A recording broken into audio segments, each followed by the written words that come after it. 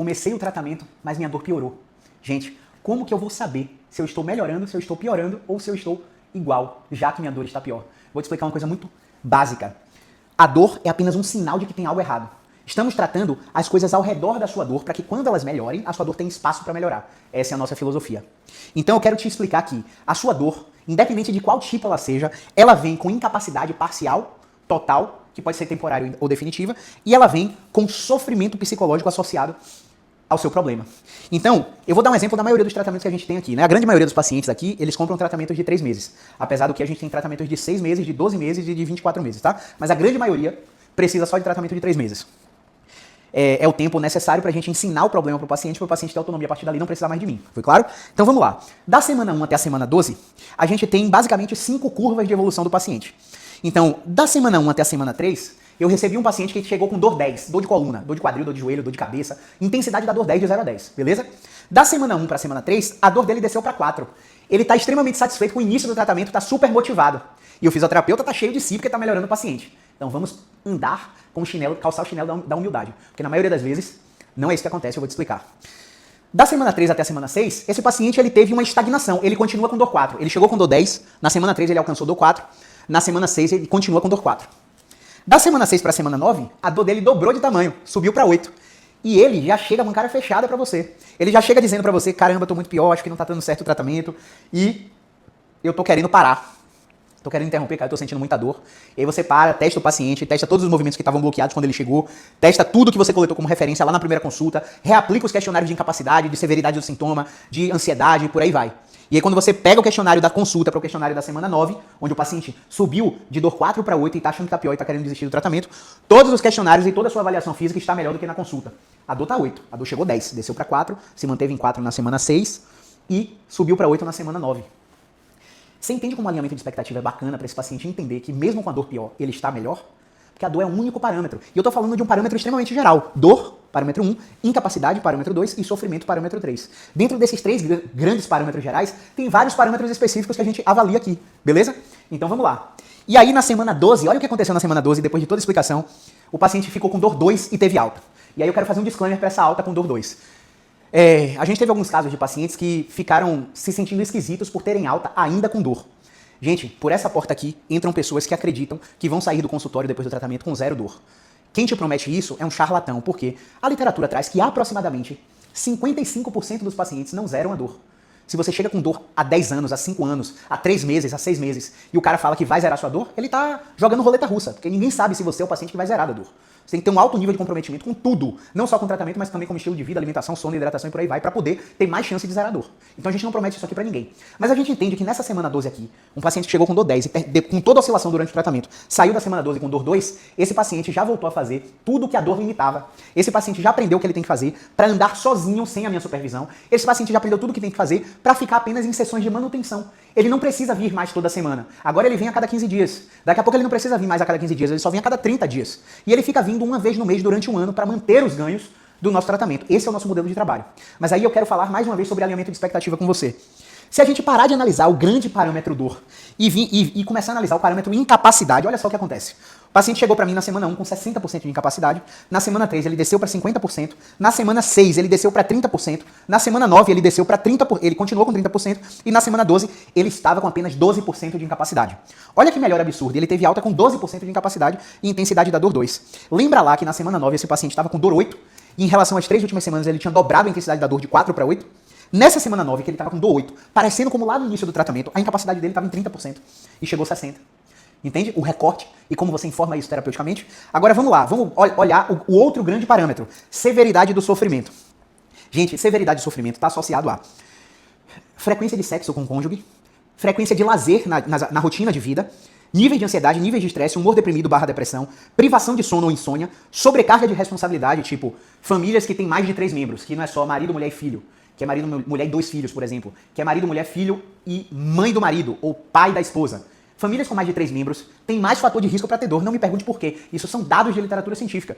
Então, a gente acredita, existe uma teoria na discussão desses artigos, onde a percepção de sobrecarga de responsabilidade colaborativa e financeira do familiar faz com que ele tenha mais níveis de estresse e mais níveis de dor. E é uma coisa que faz extremo sentido, né? Mas a gente não tem uma relação de causa e efeito muito bem estabelecida.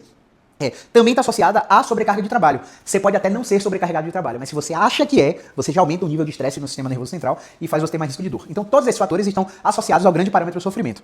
Na semana 1, o paciente chegou com nível de sofrimento 10. Na semana 3, esse paciente estava com nível de sofrimento 5, extremamente satisfeito, dormindo melhor, com menos ansiedade, com menos estresse, se sentindo menos sobrecarregado no trabalho. Aí na semana 6, esse paciente foi para nível de sofrimento 8. Olha só, na semana 9, esse paciente foi para nível de sofrimento 3. Na semana 10, olha só, de uma semana para outra, ele foi para nível de sofrimento 7. E da semana 10 para a semana 12, nível de sofrimento estava em 2 e ele estava de alta. Olha só, gente. Na semana 9, ele estava com intensidade da dor 8 e nível de sofrimento 7, incapacidade 30%. Ele estava querendo desistir do tratamento. Na semana seguinte, ele desceu para sofrimento 2. E o que você fez, Caio, para ele descer para nível de sofrimento 2? Gente, a gente entende que a gente já fez tudo isso na consulta. Só que o paciente está ouvindo a nossa explicação pela primeira vez. A grande maioria dos profissionais não entende de neurociência da dor, não sabe abordar casos complexos de dor crônica, não entende a particularidade de um tratamento. E, por consequência disso, a grande maioria dos profissionais colocam medo nos seus pacientes. E por colocarem medo nos seus pacientes, esses pacientes chegam com ideias completamente opostas às ideias que a gente quer expor para esse paciente. Então não dá para bater de frente com o paciente de vez. Não dá pra você dizer, não é tua hernia de disco que dói, não é tua postura que tá fazendo doer, não é o RPG que vai te melhorar, não é a acupuntura que vai te melhorar. Não dá pra confrontar a crença de vez. Você precisa proporcionar novas experiências de movimento, desassociadas de experiência de dor, pra ele começar a ter coragem, pra ele começar a entender que o corpo dele é uma estrutura extremamente saudável, segura, forte, que pode fazer exercício sem piorar da dor. E aí você vai modificando o padrão de pensamento que esse paciente tem. Quando você começa a modificar o padrão de pensamento que esse paciente tem, você tem o que a gente chama de difusão cognitiva. O paciente começa a desassociar o movimento de machucado, a experiência de mais dor, com mais gravidade, ou com mais problema, ou com novas lesões. Ah, minha dor era pontual no ombro, agora tá espalhada, tô achando que eu tô com outro problema, tô querendo ir no médico de novo. É o mesmo problema que espalhou. O paciente precisa de previsibilidade. E para ter previsibilidade, você precisa saber qual é o prognóstico dele. Você precisa saber, naquele prognóstico, qual é o comportamento de dor que aquele paciente tem. Então, se eu deixasse esse paciente acreditar que porque a dor dele estava 8, o tratamento não estava funcionando, e ele fosse procurar outro fisioterapeuta, a responsabilidade também era minha. Eu não posso levar feedback, eu já falei disso no vídeo anterior, eu não posso levar feedback negativo do meu paciente, porque o paciente está acreditando que piorou, e tomar como ofensa pessoal, como se o paciente estivesse dizendo, Caio, você é um fisioterapeuta que não presta, você é um fisioterapeuta que não sabe fazer nada certo. O que eu vejo em alguns alunos e em alguns mentorados é isso. As informações que o paciente traz são encaradas como ofensas pessoais por esses profissionais. E esses profissionais levam, esse paciente não vai melhorar mesmo, não faz o que eu peço, culpabiliza o paciente. Gente, o paciente é leigo. Por maior que seja o nível intelectual. Pô, o cara é engenheiro do governo federal, mora aqui na minha cidade, tá tratando aqui comigo. O cara é um astro do Carnaval de Salvador, tá tratando aqui comigo. O cara é um jornalista de rede nacional, da televisão tal, tá tratando aqui comigo. Não importa o nível intelectual, o nível de conhecimento específico da área daquele paciente. É claro que hoje a informação é muito bem disseminada e os pacientes entram por essa porta cada vez mais informados sobre alguns problemas. Mas a grande maioria das informações são informações de mainstream. O que quer dizer isso? São informações de um profissional que é muito bem relacionado e não necessariamente trabalha nesse modelo biopsicossocial, ele trabalha no modelo biomédico, onde a dor só pode vir por causa de lesão, inflamação ou doença, e ele vai para a grande mídia e espalha essa informação. Essa informação chega na grande massa, a grande massa vai acreditar em quê? Nessa informação. Só que essa informação geral não é uma informação particular do caso clínico daquela pessoa que está te procurando.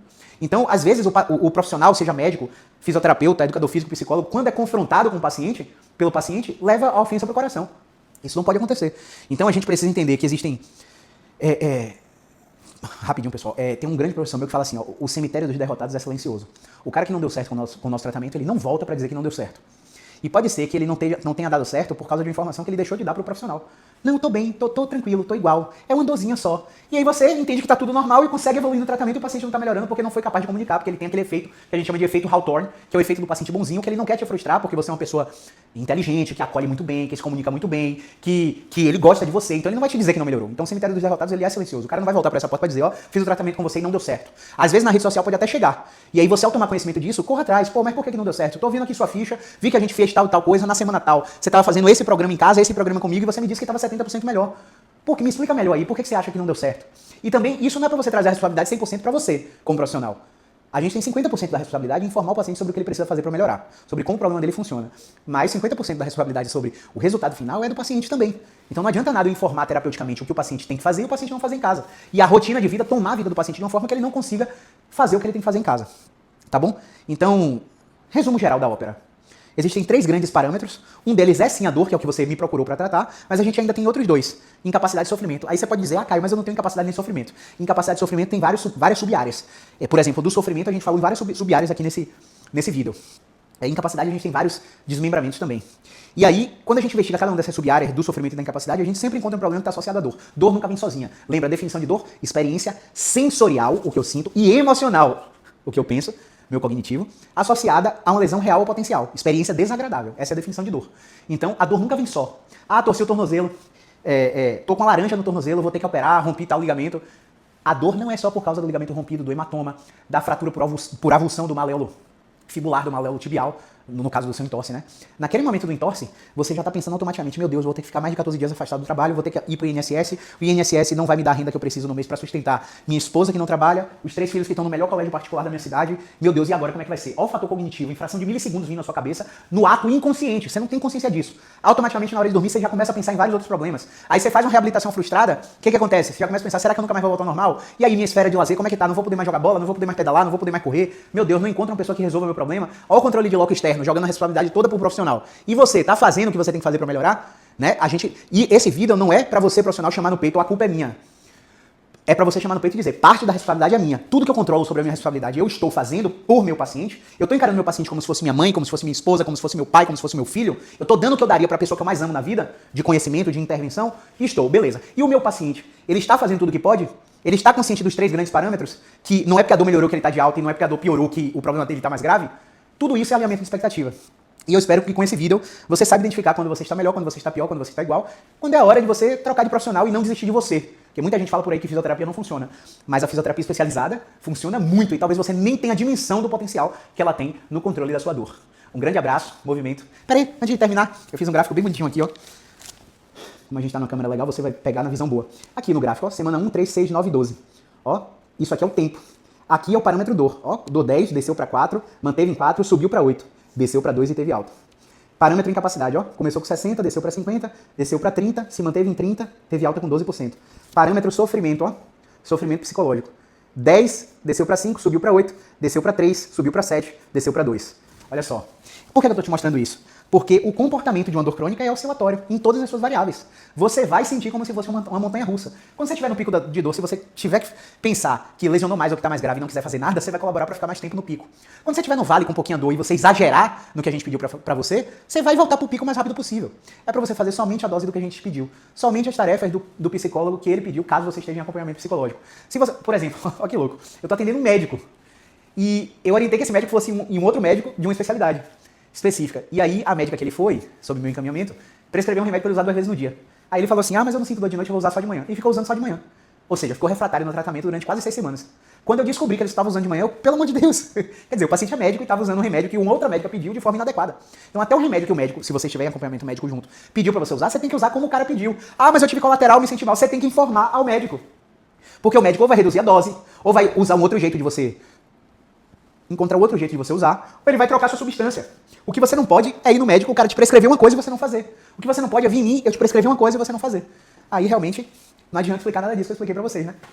É isso, pessoal. Obrigado pela audiência. Curte, comenta, compartilha, se inscreve no canal pra não perder nenhum vídeo. Eu tenho vídeos novos todos os dias aqui. Instagram, YouTube, TikTok, Facebook, Twitter, podcast no Spotify, na Apple Podcasts. Todos os canais a gente está presente ensinando pessoas comuns a tratarem a dor com eficiência, com mínimo de remédios e com mínimo de cirurgias, tá bom? Agora sim, um grande abraço. Movimento é vida.